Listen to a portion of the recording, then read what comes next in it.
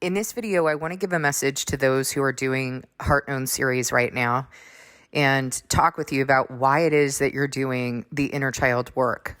I'm going to run through the model that you should be familiar with by now, the development model that I teach. Place your hands in a prayer position in front of your chest. This represents dependence. You were only dependent at one time in your life. When you were an infant, you were unable to do anything for yourself. You could not meet any of your needs. But as you began to develop, now begin to separate your hands until you reach a Y position up at above your head. That is a fully blossomed adult, a fully blossomed, accountable, spiritually healthy adult. So as you began to transition from dependence to developing into that fully blossomed, spiritually healthy adult, on the left hand, you were developing personal accountability. On the right hand, you were developing a relationship with God. You were learning how to meet your physical needs, how to clean, feed, and dress yourself. You were also learning how to meet your emotional and spiritual needs. And the way that you were learning how to do that is that you were developing the way that your parent dressed you is likely the way you're going to dress yourself. The way they brushed your teeth is the way you're going to brush your teeth. Why would it be any different with your emotional world or your spiritual world? If your parent was harsh with you emotionally, you're likely going to internalize a harsh way of relating with yourself. If they were neglectful, you're going to be neglectful with yourself. If they were loving and attentive to you, congratulations, because that does not usually happen at this point in history. Due to the increase in wickedness in the world and the evil way in which the world has been set up, right? That we just have to work for the world. We're constantly working. Things are too expensive. There's no time to really preserve that family unit. There's no time to invest in that family unit. Now both parents are having to go to work.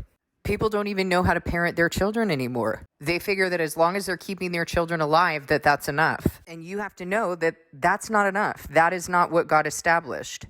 If you want to know what God established, there's a video on here that I uploaded earlier this week regarding the roles of a father and a mother in the Bible. Parents need to understand, Christian parents, people of God, have to understand that these are not your kids. These are children that have been put on loan to you by God. They are God's kids. And so does that change your perspective a little bit about that? If you have the perspective that the children that you're raising are God's children, you're going to have a different standard of raising them, aren't you? You're going to be seeking Him on how He wants you to raise them. Why did He place them in your care? What does He expect from you? And God did establish rules for this. And I do talk about that in that video, so I'm not going to get into it here. But we are supposed to be spiritually nourishing our children, just as a mother is breastfeeding her baby. The baby is growing inside of her. There's a symbiotic relationship between mother and child. Then she's feeding that baby outside of her body. Mother is supposed to be home with the child. Mother is supposed to be spiritually feeding her child, continuing to nourish that child.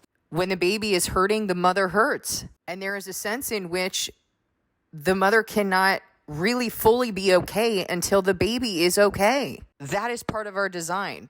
And the world wants to tell us that's enmeshment and all of these other psychobabble words. No, that is the nature of a mother and child's bond. But mothers aren't able to do that with their children right now because they are so overburdened and pulled in every direction as a result of very satanic ideas that were established through things like the feminist movement. That didn't empower women, it overburdened women. Now we get to do everything we were doing before and work and pretend like we're a man. And the family unit has gravely suffered. Now, that wasn't the first thing that happened that caused the family unit to suffer. Over time, what God has established within the family, we have parted from that. We've gone to human experts to tell us how things need to be. Human experts who have adapted and been trained in pagan beliefs that are not of God, that don't even have the lens to understand things that God has established, to understand the roles that God has established for males and females. He has not established for two females to make a baby or two males to make a baby or two confused, deeply deranged individuals to pretend and role play having a baby. But you see, we just keep getting further and further away from what God established. And many of us have created some sort of construct over our pain about not having the things that God established, not having, having those voids as we're growing up.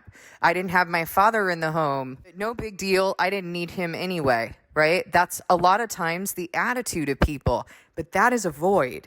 And we see that that's a void when teenagers, children kind of go through their thing and they just want to make mommy happy. But when they become teenagers, they start having that desire for their dad. If their dad is absent, they want their dad. They want to know, what's the other half of me? Where else do I come from? And there's a reason for that. What about children who've been adopted? They want to know the same thing because there was authority that was given to two individuals to bring that baby into the world, and they were supposed to raise them up and raise them up right. They were supposed to raise them as God's children. So we have departed from that. And part of the problem there is that God also designed us to internalize two loving parents who fulfilled different roles, who were not too overburdened or distracted to fulfill those roles and to spiritually nourish the child. And if that was done correctly, that child was able to internalize what they needed to relate well with themselves, to be a balanced human being who has been spiritually nourished by mother, protected, mentored, provided for by father, loved, cherished.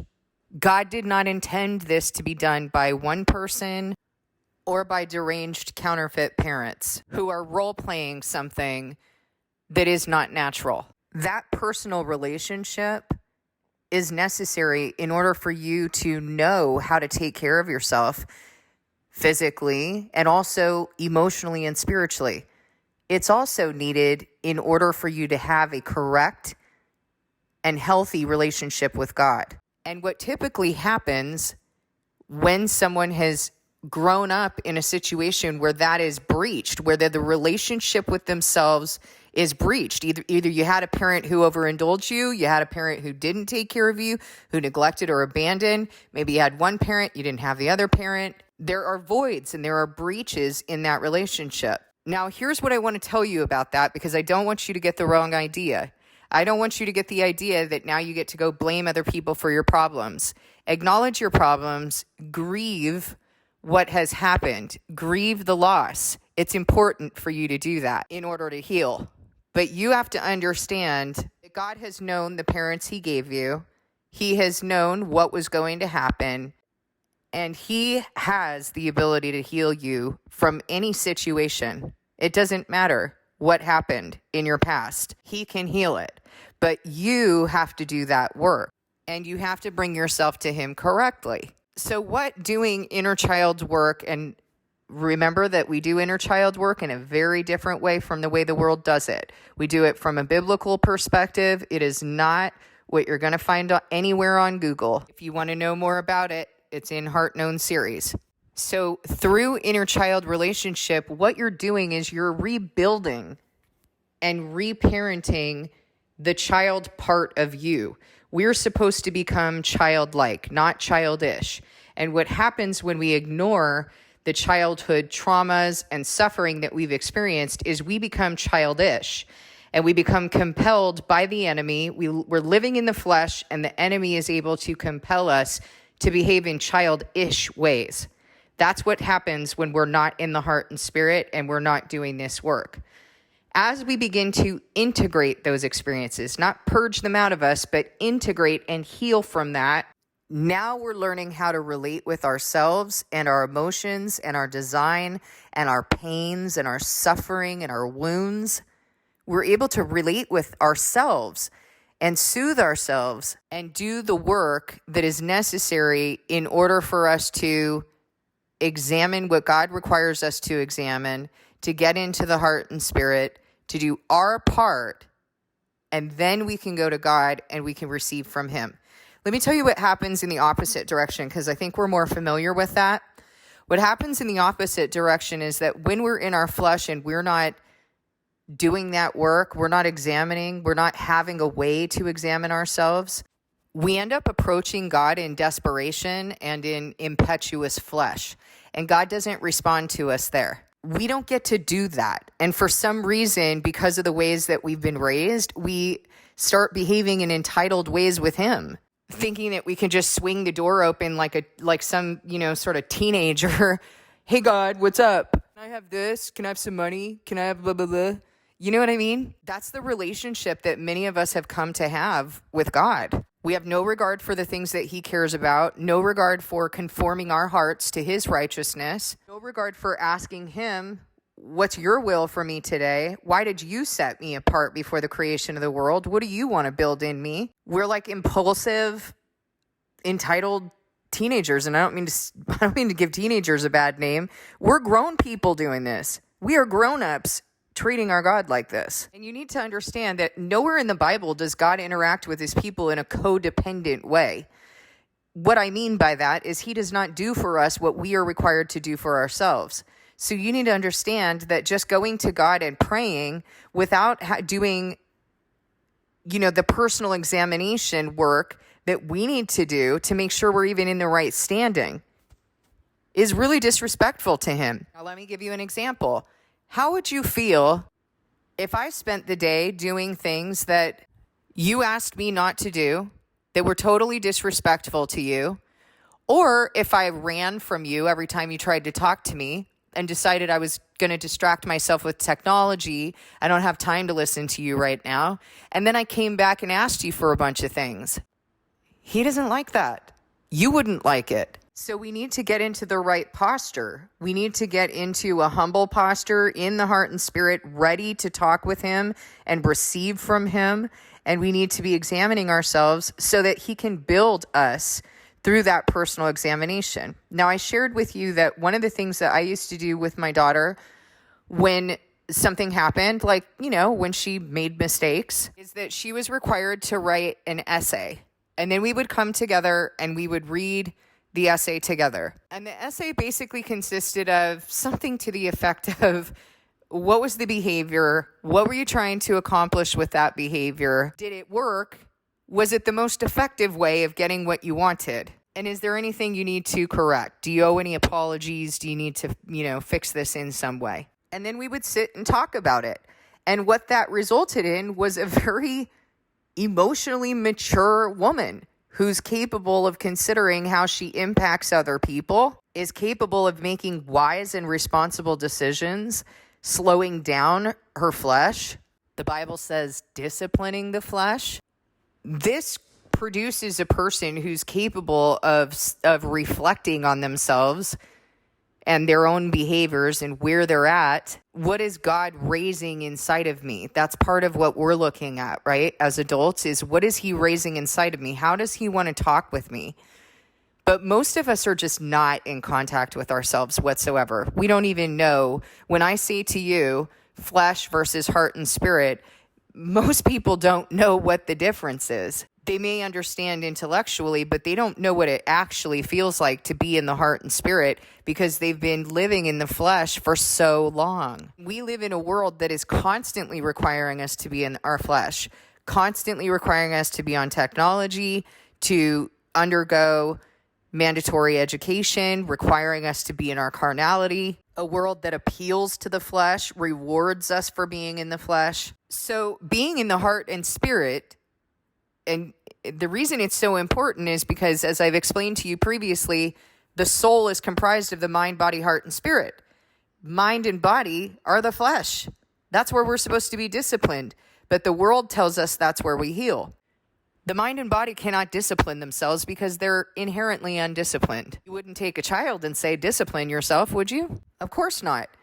That child needs someone who already has it together to mold them, to be a compass, to be a moral compass. Similarly, in your soul, you have the heart and spirit. And when God makes us a new creation, he places a new heart in us, removes our heart of stone, places a softened heart in us, and then he gives us a new spirit. He places his spirit in our hearts.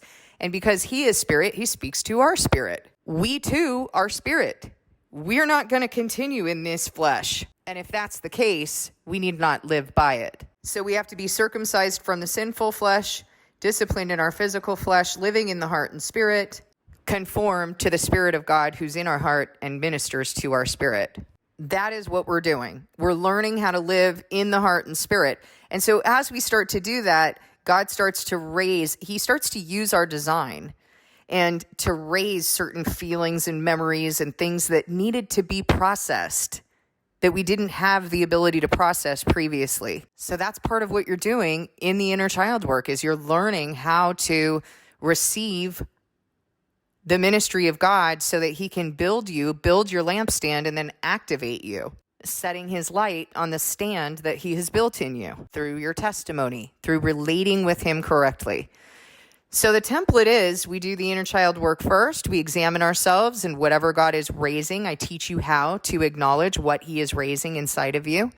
And then once you have done that, you're able to miraculously hear from him because you've gotten out of the flesh. You're in the heart and spirit. You are listening to what he is raising in your design. And now you're still. And now you're quiet. And now you've done your part, so he's going to do his part. That's the pattern of God. He does his part, you do your part. So you are really rebuilding that relationship with yourself, and that way you can have a relationship with God. Now, why is that? Because you have to have the capacity to soothe yourself, to engage in personal accountability. Remember the hands?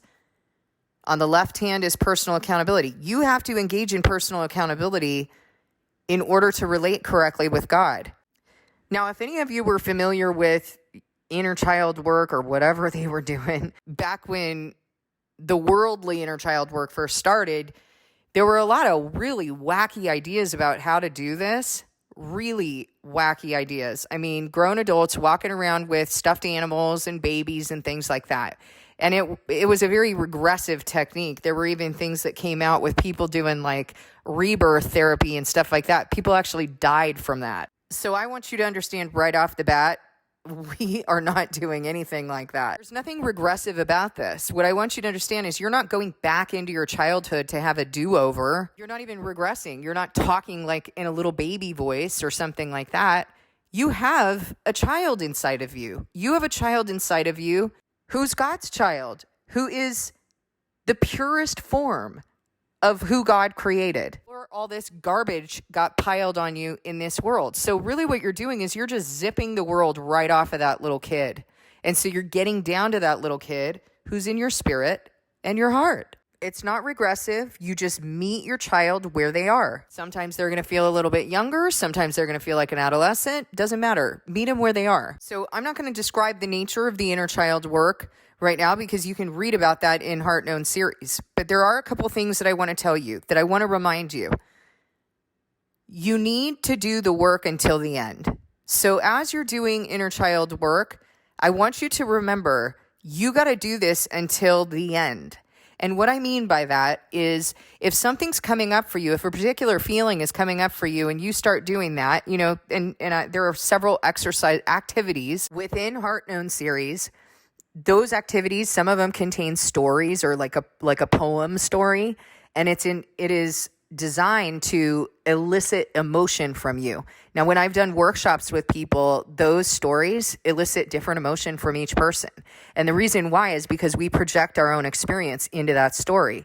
So it's really a brilliant way to be able to raise emotion to the surface, unresolved suffering, unresolved things that you need to be dealing with. Bring them to the surface. I walk you through how to work with your inner child about that, how to have that dialogue with your inner child so that you can understand this is the way that you relate with yourself in personal relationship. This is the way that you rebuild, restructure, and reparent that inner child. Now, I can't keep giving instruction. That book would have been 5,000 pages if I just kept giving instruction until you're done. The point is that I'm teaching you how to have a dialogue with yourself, and you are the one that needs to be accountable for continuing to ask your child, are you okay now? How are you feeling now? And how are you feeling now? And how are you feeling now? You need to learn how to do that, and you need to learn how to be honest. Now, one of the things that happens is that sometimes people who are really anxious to have that communication with God, they skip some steps and they kind of run into wanting to have that dialogue with God. Well, I really want him to do this. I really want to talk to him. And so they dismiss the importance of this work and then they don't hear from him. Why? They don't hear from him because they haven't done their personal accountability work. They quit before they got there. You know what I'm saying? And so as you do this work, and those who are not doing it, you're not really going to understand what I'm saying because you have to kind of experience this in order to understand what I'm saying. As you're doing that work, you're going to notice that there are going to be things that are going to happen.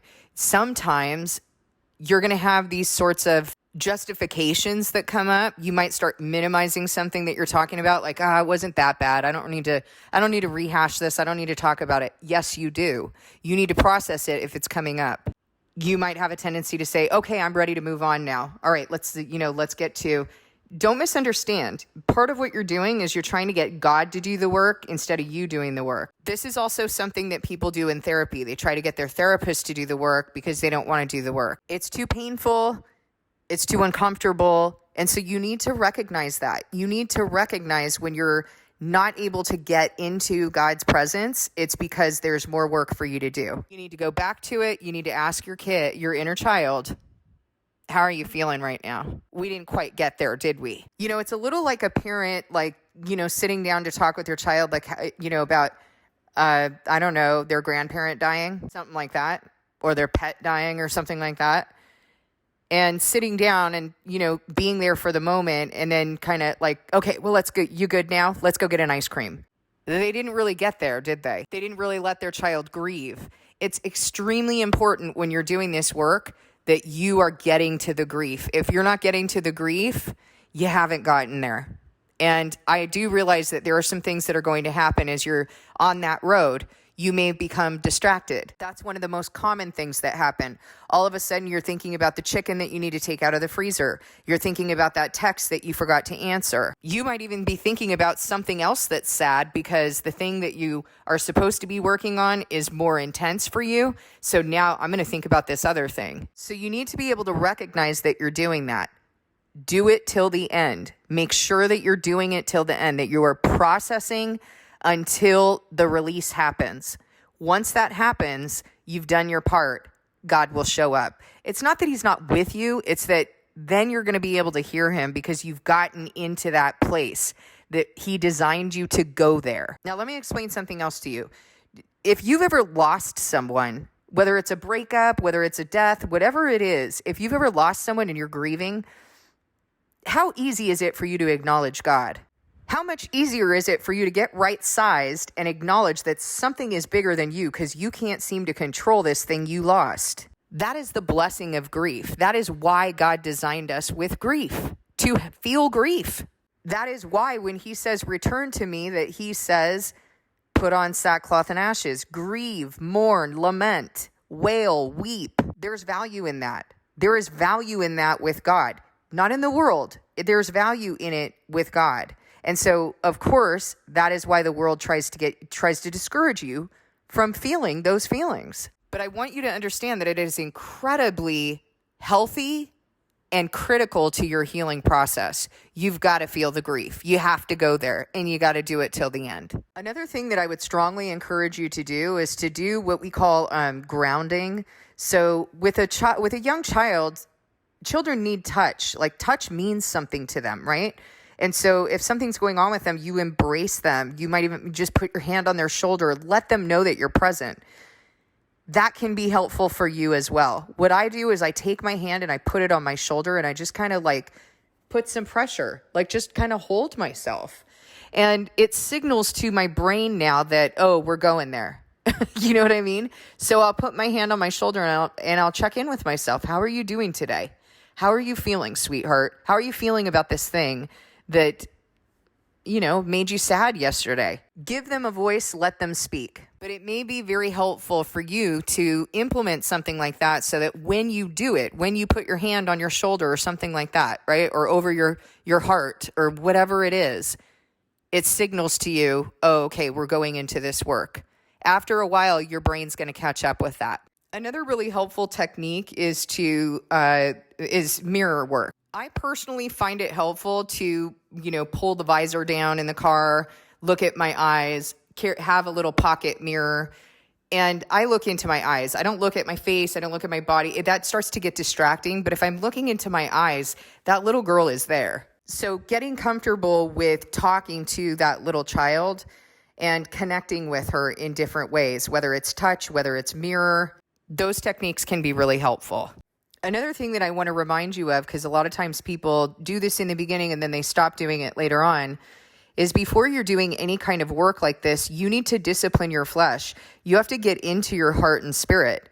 So you got to get out of the flesh. And most of us are so used to living in the flesh that we need a way to make that transition. So in the beginning of Heart-Known Series, before we talk about the activities, I discuss how to do that, how to discipline the flesh.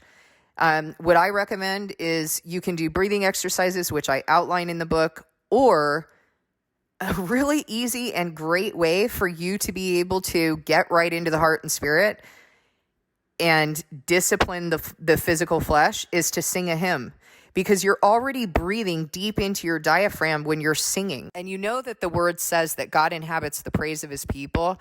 So the devil doesn't have any foothold there. He's not able to hang around, so to speak, and be activating your flesh. I've never sang my God song, which is How Great Thou Art. I tell everyone to choose a God song, right? I have never sung that song and been in the same place by the end of that song. Because quite frankly, the devil has to flee. I'm out of the flesh. I'm focusing on God. I'm in the heart and spirit. That deep diaphragmatic breathing that comes from singing praise to God, it just brings it right down. It's the best way to do it.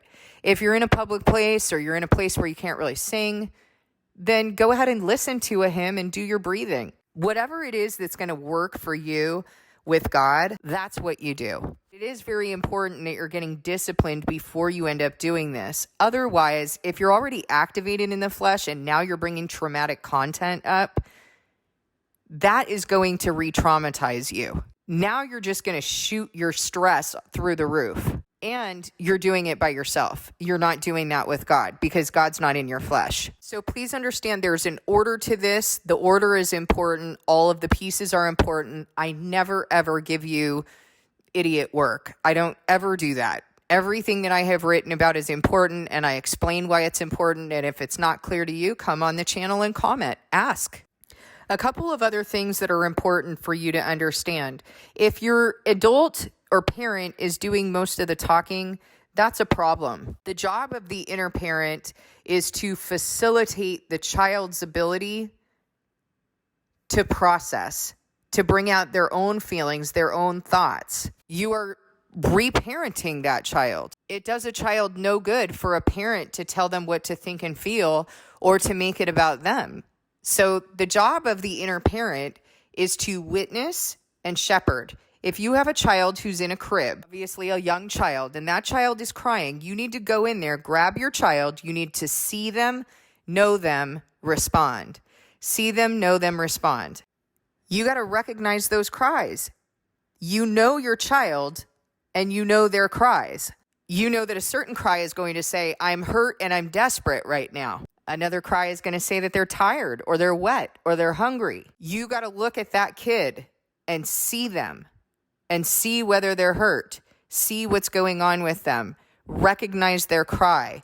Know them. And that's going to tell you how to respond. Same thing for your inner child. You got to see them, know them, and respond. And so part of what you're doing is you're listening to what they're saying and you're helping them to process. So kind of like if a child has gone through something or they had a bad day at school, you see that they're kind of moody. You know, they came home and they're kind of in a little grouch. You're going to have to draw that out of them. You're going to have to give them love and nurturing and let them know, I'm here with you, sweetheart. I'm here with you. I'll wait till you're ready to talk. Can you tell me what happened today? Can you tell me what you're feeling right now? You're going to have to draw it out of them. You don't know how to do this yet. Your parent needs to teach you. And then you're going to validate them. You're going to help them to make some ties.